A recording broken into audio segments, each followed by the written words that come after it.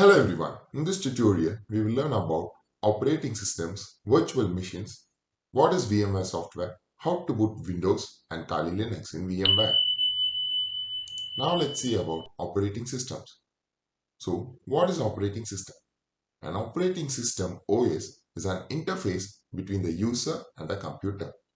An operating system is a system software which performs all the basic tasks like file management, memory management, process management, handling input and output, and controlling peripheral devices such as disk drives and printers. The operating system manages all of the software and hardware on the computer. There are many types of operating systems such as Windows, Linux, Mac, Unix, Android, Chrome, Chromium, etc. Among all these operating systems, most of the hackers uses Linux. A Linux is a Unix-like open source and community developed operating system most probably used by the hackers for penetration testing and other development process. So now let's learn about virtual machines. What is a virtual machine? A virtual machine uses a software instead of using a physical computer to run programs and deploy apps. A virtual machine runs its own operating systems and functions separately from other VMs and the host computer. A virtual machine can run as many possible operating systems inside the host operating system. That is, in our host Windows, we can run a Linux, a Android, another Linux, a Windows, and many operating systems inside one operating system without rebooting into dual boot. So, a virtual machine behaves completely like a separate computer in an app. So, advantages of using a VM. As I said before, VMs can run multiple operating systems in a single physical environment.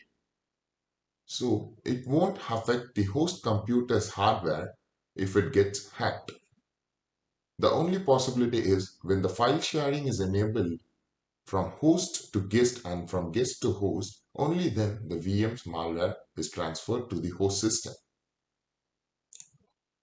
The disadvantages of VM are running multiple virtual machines on one physical machine can result in unstable performance in the computer. It needs higher hardware configurations, like it needs more memory, it needs a minimum of a 16 to 32 memory to run more number of VMs, and it needs more processors, and it needs some disk space. So there are many softwares used for virtualization. VMware, VirtualBox, Hyper-V, and there are also many other softwares. These are the most commonly used softwares for virtualization. Among these, I prefer VMware because of its stability and its ease of use.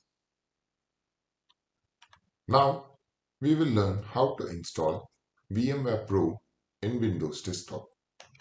Go to the browser and search for VMware Pro download. And the first link, just go in the first link and just slide down. You will get Workstation Pro for Windows. Just download the exe file. I have already downloaded, so I'm not doing it again. After downloading the exe file, just run the setup. And then when it asks for the license key, you can get the license key from VMware Pro keys in GitHub. So in this, you can copy this first key and then paste it in the license and give enter and then restart your computer. That's it. The VMware Pro is now installed with the product key. In the next tutorial, you will learn about how to install a Windows operating system in VMware.